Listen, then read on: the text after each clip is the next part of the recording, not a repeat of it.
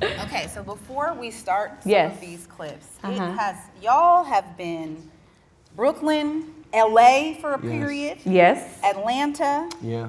and thankfully we get to see you every once in a while. I know, right? On a coast or in a city that we probably don't any of us live in. Listen, hopefully we pray for at least a link up at some point, right? Yeah, I love that. Yes. And luckily we get a little bit. Tommy trying to pull my hair back for me. Okay. So, you know, I don't know, we did these interviews 7 years ago, you said? 6, 7? Has it been? 2017. So I know Cairo was only 6 months old at the time. So did y'all know the story? Did you hear the story about how Cody and Tommy showed up at that door, and I almost did not do the interview that day? Devale and I were in a major argument that day, like literally minutes before they came. And I said, you know what? I'm not about to do this with you. Do you have that clip? That's not what you said. Khadeen actually set that one up quite nicely. Y'all about to be here 2 minutes. You had just sent me the email, and I walk in the house, and I have an audition tomorrow. And when I get in audition mode, it'd be random times. I need you to take a look at what I'm trying. I'm trying to develop this character. What do you think? It'll take you 30 seconds, right? And she's looking in the mirror herself, and she's like, so you can't even focus on me for 30 seconds. But then the baby starts crying. I didn't have 30 she drops seconds. everything, runs into the room. So you can't pay attention to me know for what I'm 30 talking seconds. about. But the baby cries. I got my 6-year-old watching the baby. Stops. You just never know. Your sister is here. She was in the bathroom. She's capable, and she's a nurse. She's more qualified to watch the baby than you are. What? That's just the truth. His own mother? She's a nurse, yes. Anyway. So then I get mad. But you know what I don't do? I'm not even going to argue about it. I just get quiet, right? So now how I know he's she's mad. nitpicking at me. What's the matter? What's the matter? What's the matter? Nothing's the matter. What's the matter? What's the matter? You can tell me what's wrong. Nothing. Fine. Since you want to know what's wrong, I'm going to tell you what's wrong. As soon as I start telling what's wrong, she goes, but you asked me. Now, we're not even arguing about the argument. We arguing about the fact that you asked me what the problem was. Right. Now we screaming, a sister in the other room, trying not to be awkward. I don't get it. You're ringing the doorbell. I'm like, oh, God. So then, I don't got no pants on, right? And then she talking about, so you know what? I don't want to do the shoot no more. I said, you doing the shoot. You want to know why? Because you don't got a goddamn choice to do the shoot. You can't have people coming all the way from LA. have They coming choices. here, and now you going at the last minute say you're not doing it, you doing the shoot. You acting like a baby. She's like, you acting like a baby. And then y'all knock on the door, and she's talking about, so you want to get the door? I said, you want me to put pants on, or you want me to go to the door, butt naked? Just like that. All of this happened. Right. Then I open the door, I'm like, hey, how you guys doing? Insane. That happened right before Just you came like in. that. Then I go in the back, she crying. Oh. No, I wasn't actually. You made me poke myself in the eye So with you the know stupid how I eyeliner. settled it? I just hugged her. I said, baby, sometimes I can be mad. I know you was trying to play me, but whatever. I said, I can be mad, and it's okay. We got to get through this thing. And she's like, but I don't feel like talking about black love. But I don't feel like I love you right But this is now. black love, all right? Yeah. Then I brushed her hair like this. Perseverance, that's black love. And I wiped her face, and it was all over. Inside, I'm like, can't believe I gotta f***ing do this. That was a good one. Yes. I was definitely pregnant there, or like you said, about to be en route or something, and that was just still being postpartum at the same time. Right. But not much has changed. I'll ask about over and over, what's the matter, what's the matter? And then the minute he starts to tell me what's the matter, I'll be over it. I'm tired of asking. When you see that, go ahead. Why? Why ask? Yes. If I know that something's wrong? No, it's If just, you know that you don't want the answer. Oh. Because I have to polite. care. It's polite to ask. It's polite to ask. She don't ever really want to know. y'all just be setting us up. I just want to Yes. get past it, bro. Right. So this is my issue, right? I can't not say what the problem is because then I'm gonna get in trouble. But then I say what the problem is and then I get in trouble. And part of this goes to this whole idea that, you know, quote unquote, women don't want accountability. I don't think it's that. I just think that sometimes you entitled to have feelings. I feel the way I feel. Just let me feel the way I feel. When you ask me what's the matter, let me tell you what's the matter, and it hurt my feelings. I'm not asking you to change it. I'm not asking you to make me feel better, but you asked me. And I also had to learn that when I'm telling her how I feel, don't expect her feelings to change just because I'm being honest. But that came with years. Like Yeah, when we were this age, Man, look we at argued a lot. Like we argued a Yeah, lot. we did. This was, like we said, 6-7 years ago. Yeah. So like, how much has changed in terms of how you argue? A lot. Oh, so much. Nothing lingers anymore with us. Yeah. Nothing lingers. Like, for example, I think the frustrating part for me in a clip like that was having to ask over and over again. Yeah. And you tell me nothing's wrong, but clearly something's wrong. So by the time I'm exhausted from asking what's wrong, then you finally want to divulge that, and I'm already over it. I'm on to the next thing. Facts. Now, it's so different. It's literally, babe, here's how I feel. Or, I see that your energy's a little off. What's going on? And he just goes right into it. Wow. We don't Right waste away. any more time. Well, since you asked. Right, literally. Then I go and right then he into goes it. into it, and Yes. then there's a lot more of just listening. I'm still working on trying to active listen without trying to interject and defend. But we definitely have gotten a lot better we with both that. have gotten better with a lot of things. Yeah. Like she tries to listen and not just defend her point, and I've learned to just understand that her feelings do matter. I like to approach things based on logic. You know, like to me, if this logically makes sense, this has to be what it is. Logically makes sense to you. To the world. To the world. To the world. But wait, But that part's hard. I want to repeat something that you said, because when you said her feelings do matter, it could sound like a throwaway line, but like the weight is in the word like feelings. No. Because you were saying like as opposed to logic. So Yes. her feelings, our feelings, those of us who maybe are more motivated, you know, in that department, like those things are very real for us. Absolutely. And so A, B, and C might have Absolutely. happened, but in between A and B, I'm feeling some kind of way, That's what I and had that to plays learn. into I, it. I had to learn that even though the logic is this way, how she feels about it does matter. Now, that don't change the fact that the truth is the truth. So we had to come to a balance where it's like, yo, You see how you slid that in there? Right? But you also missed her face. It was my neck. It was my neck. I But could you imagine. also have feelings too. I do have feelings. And you be in your feelings too? But here's where the issue comes in, right? If I try to tell you how my feelings work, most times it's you being soft, because men are not allowed to have feelings. She doesn't say that. When- I mean, I'm asking. No. No, not now. Yeah. I did But though. not.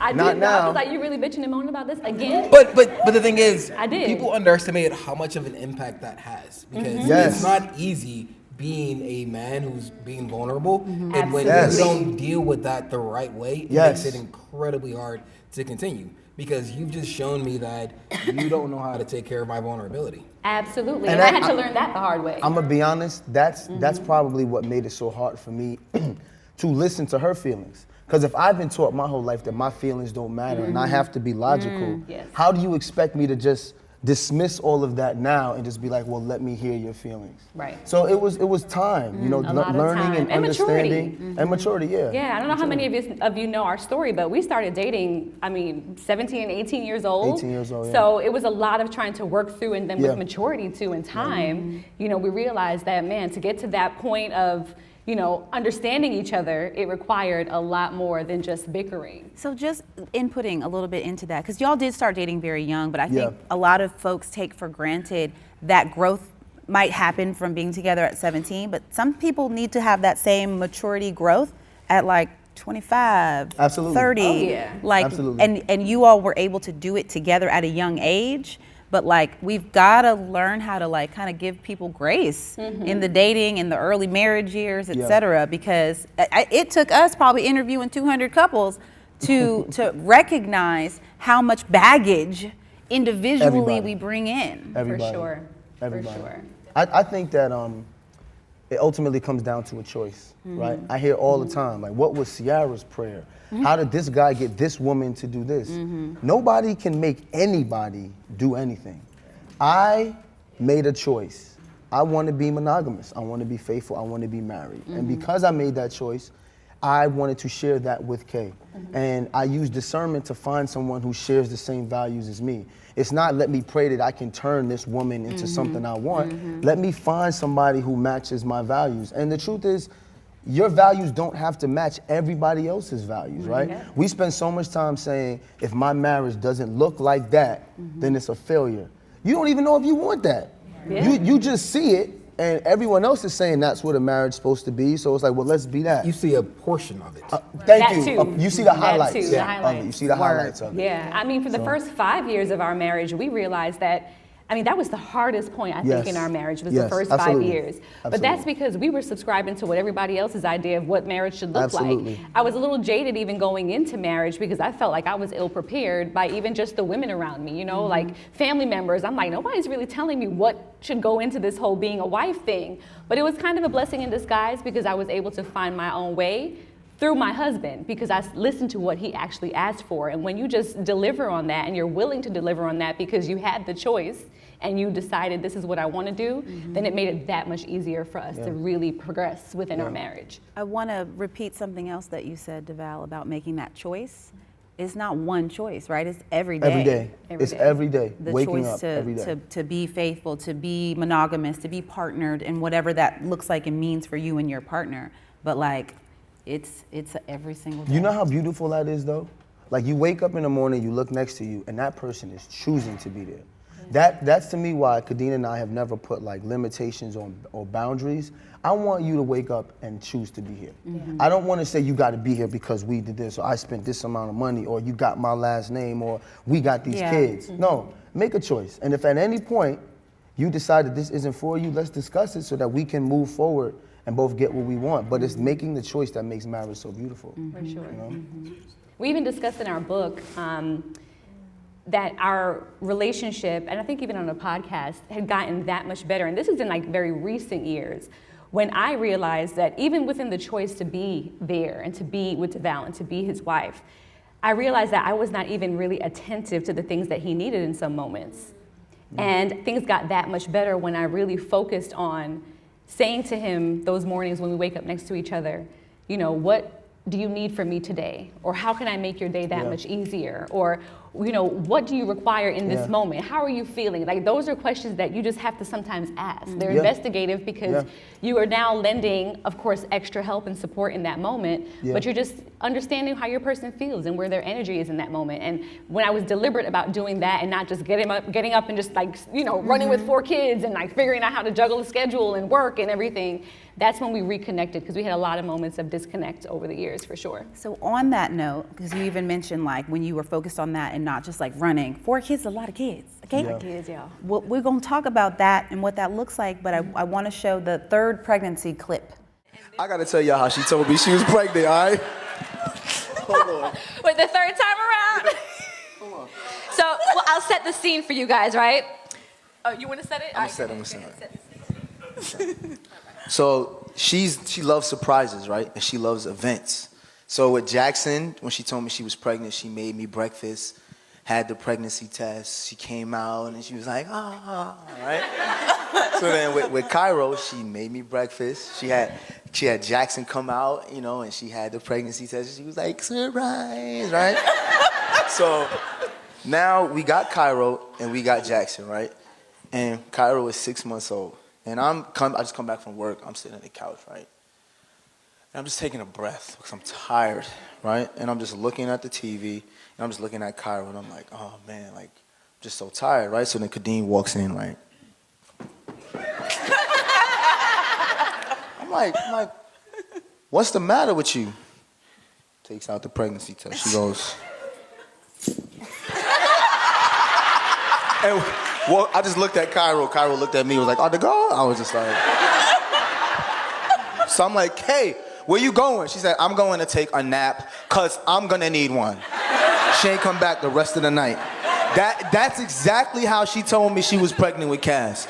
There was no excitement, there was no balloons, there was no breakfast. She threw the pregnancy test at me and she went to take a nap. She did not come out. I had to put both the kids to sleep by myself. And I just went in a room and she was just in the dark. She was in the dark. And I was like, so are you happy? And she was like, of course I'm happy, Val.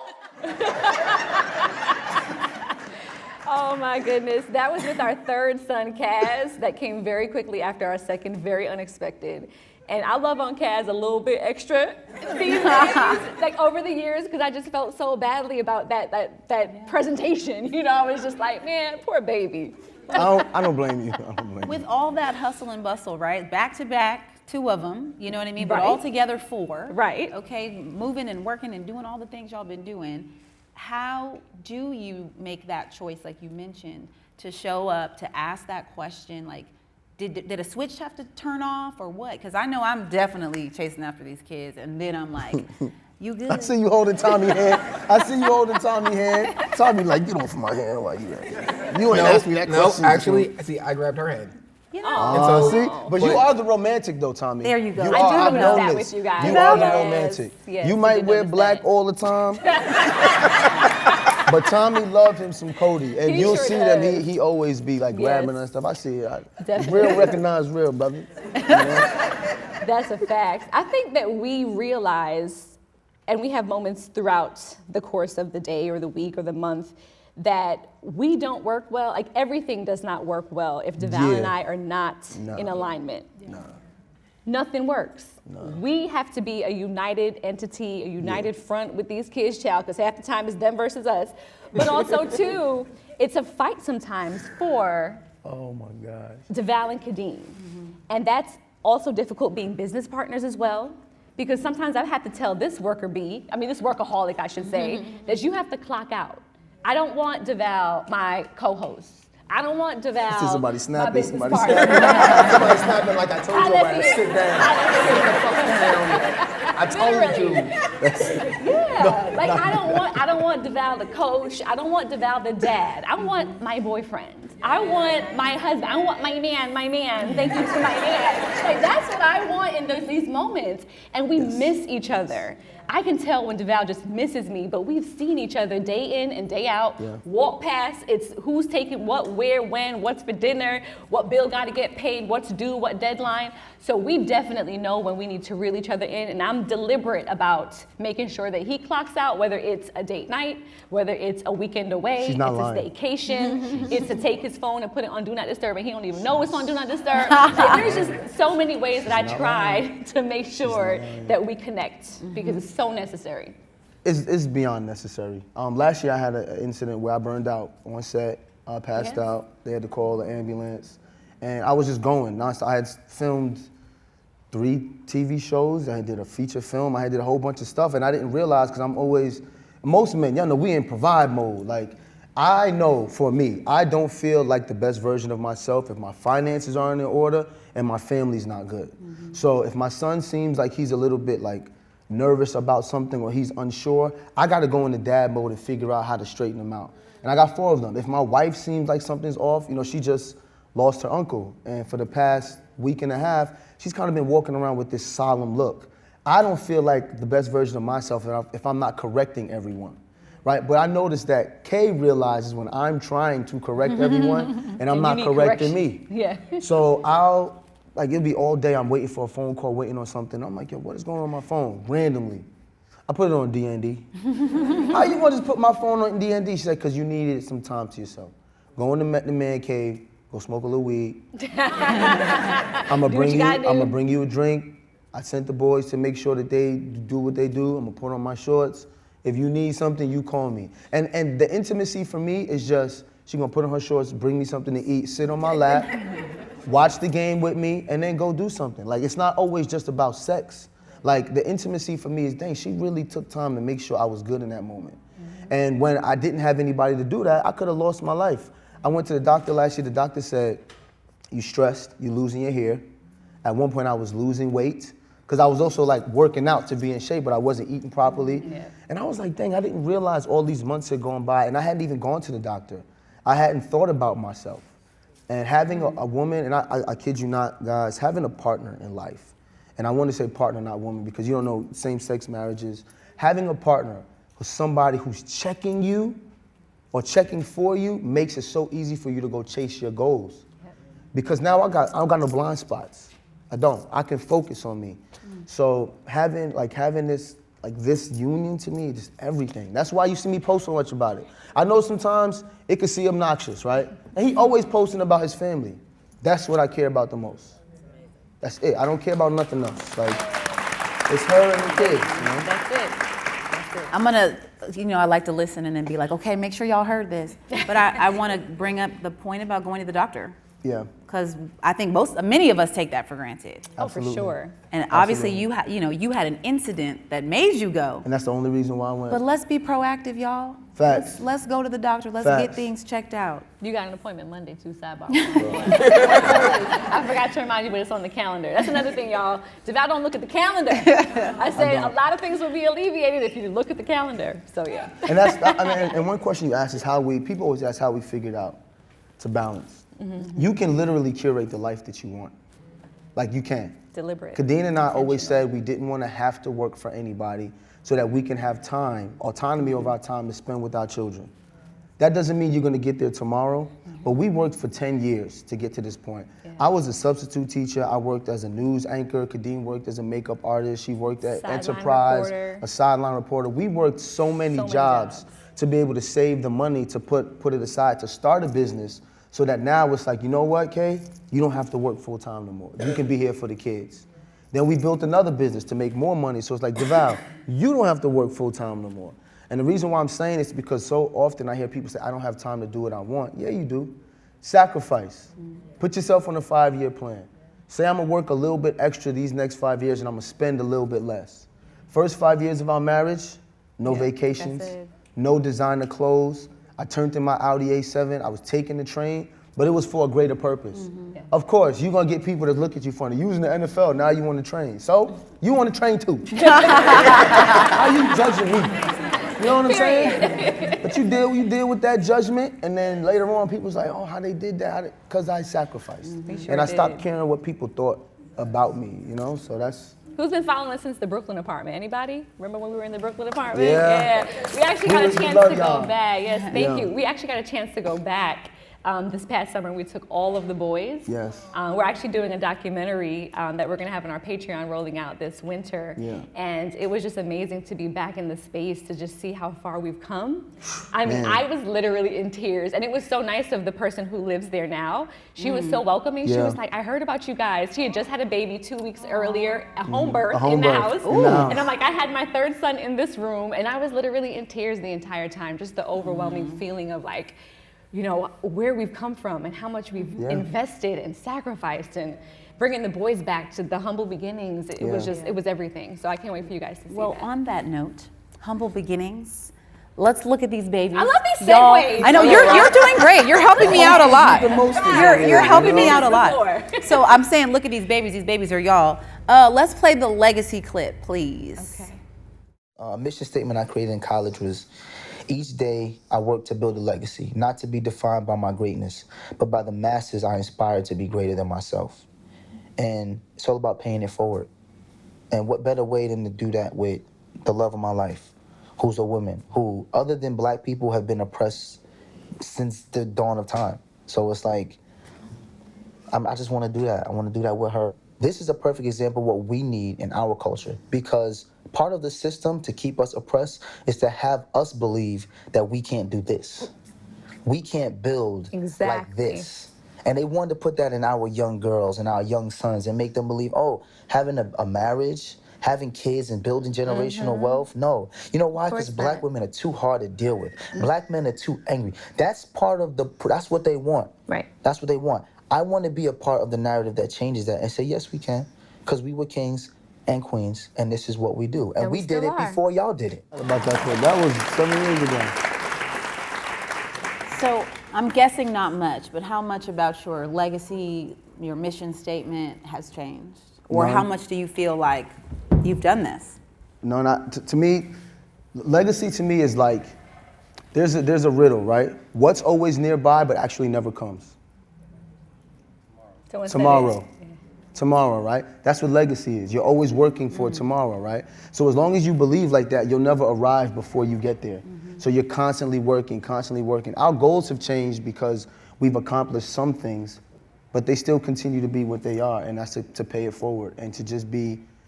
I hate saying example because I don't want people to look at us and say we want to be like them. I just want to share my life. I want to love on this woman more than anyone else has ever seen somebody love on a woman and do it in real time. And people be like, damn, he really just loved her until he died. I want to love on my boys like that. I want to kiss on my boys, hug my boys, punch my boys. I want them to see everything. You gotta do both. I gotta. Sometimes my 12-year-old, I'll be like, Jackson, come here. He like, what, Dad? I punch him in the stomach. He be like, ugh. I'm like, come here, and I'll kiss him on the forehead. I'm like, get out my face. And he just be like, huh? And I'm like, you gotta know both. Right? No, seriously. You know what I'm saying? Just for no reason. Yes. All the time. I let y'all rock. I let y'all rock. I never been a boy, so. Or you do vice versa. You know what I'm saying? I'm like, come here, and I go to kiss him, right? And he be like, come on, Dad, I'll kiss me. Then I punch him in the chest. I'm like, get on my face. And then he'll like smile and walk away. But I just want to share my life. And if you want to live like this, cool. If you don't, and be like, I never want marriage. That's something I don't want. Cool too. But at least you saw it and said, that's for me, that's not. And that's all I want to do. I want people to smile, be happy. Like it's 75 degrees outside, it's sunny. We should be up doing this, talking about how to get better. Like there's so many low vibrational things out here trying to lead us towards destruction. And the older I get, the more I see it, I'm like, it's gonna sound crazy, but I'm like, Jackson, you can't listen to that music. Yeah. Which sounds crazy to me, because I grew up on Biggie and Tupac, and my parents said the same thing. And I was just like, nah, I'm told listen to this. And then now you have children and you like, no. I get it. No. What's the name of the app that you just got? Headway. Oh, Headway, yeah. So Headway is an app where it takes all these books and it makes a 20-minute summary.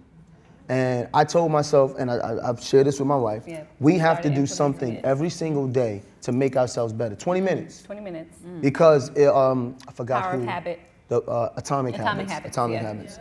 If you start a habit, right, in the beginning of the year, and you get 1% better, by the end of the year, you're close to 400% better than you were. People won't see it from day to day, but if you go from January 1st to December 31st, there's so much growth. So I got this app called Headway. So it takes the books and it puts it in 20-minute summaries. If I like the book, I put it in my library and I listen to the whole book or I find time to read it. I told Jackson, man, get off iTunes, man. Yeah, get off YouTube. Stop listening. And I love Pop Smoke because he was a kid that I had mentored from when he was young. He was murdered. He was murdered in LA. But all Jackson wanted to listen to was Pop Smoke. And then he would come to me and just be sad and be like, why they like this? Why they trying to kill us? And I'm just like, yo, you need to focus on some growth. Listen to these books, listen to different things. And I've noticed his anxiety has dropped by me bringing more positive things into his life rather than worry about destructing, you know? He's 12 years old and he's just like, Dad, you know, so many people talk about dying before 25. You know, is that a thing? Like, do black men, are we gonna die before 25? And I'm like, the fact that you're thinking about that at 12 creates an anxiety in you that now it's like a self-fulfilling prophecy. Everything you do when you walk around, you worried about death. And it's the same thing for our young ladies too.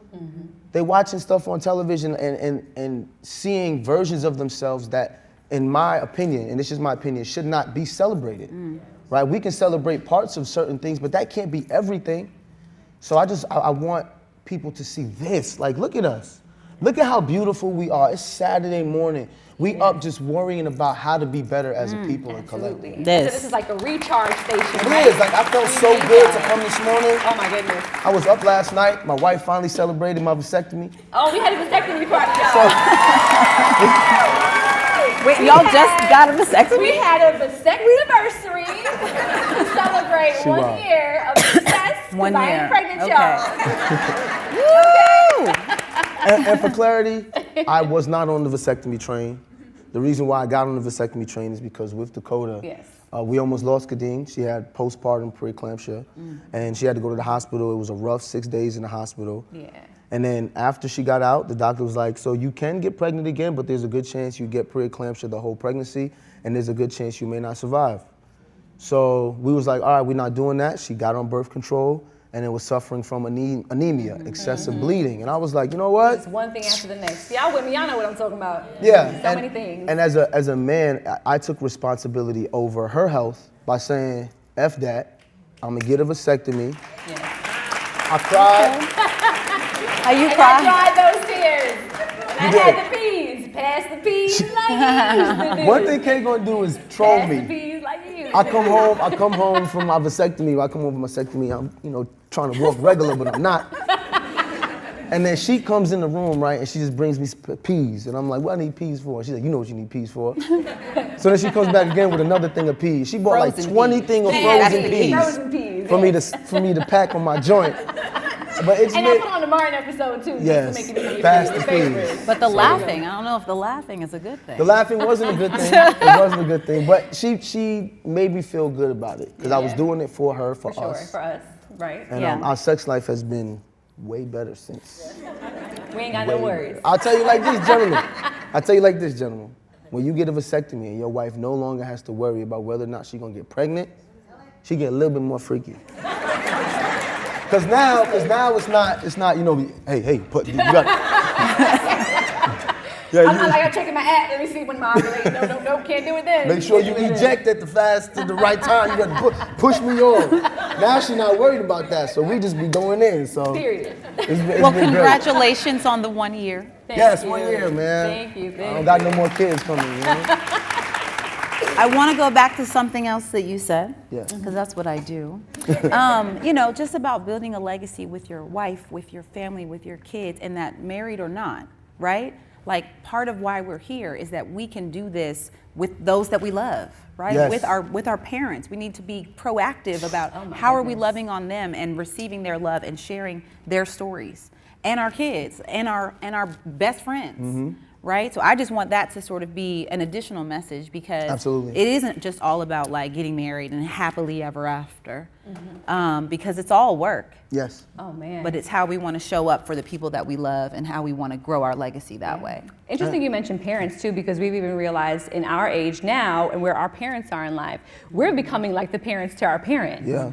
And trying to help to advise them on certain things and just being like, oh my God, sometimes my parents live with us and Devale and I were like, do we have 4 kids or 6? Because it feels like, Yeah. we're having to juggle so many things at one time. But one thing Devale and I choose to do when it comes to legacy even, which is what I was going to speak on when you were talking before, is really leading by example. Like there's certain things that we implement on a day-to-day basis with our children, with ourselves, and we just see how much children are like sponges and they emulate everything. So we're so very, very conscious about the things that we do in the house, what we expose them to. It seems like in the social media era that we share so much, but there's so much that we don't share because we hold it sacred to the Ellis household and what we're trying to do. It's no easy feat trying to raise 4 black young men in today's world.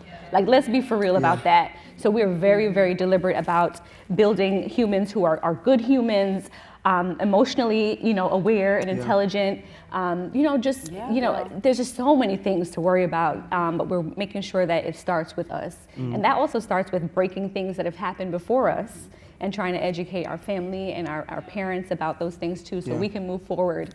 Almost like a clean slate, Yeah. Pulling up the rug. Trying to take care of these Pulling boys. up the child. rug, yes. Well, listen, I appreciate you guys. We appreciate you guys so much thank for coming you. and catching we up. thank y'all. Yes, the ketchup. I forgot those the last 2 ketchup. Those clips. clips are really good. I almost want to go back and rewatch them. We've had some I good do times too. with y'all. I'm gonna see. Thank you, Cody and Tommy, for the work that you guys Yes, absolutely. continue to do, giving platforms like this. Like I said, we need more arenas and spaces like this where we can get together, we can love on each other in real time. I can look y'all in the eyes. I can thank you for your support over the years. We don't take for granted that a lot of who we are and what we're able to do is because of the support of you guys and the for you guys, platform yeah. you've given us. Absolutely. And you guys just always loving on the Ellises. So thank you. Yes, thank y'all so much. We're happy to Thank be y'all. here today. Thank you, Y'all, I guys. really appreciate you so much for that. Thank y'all.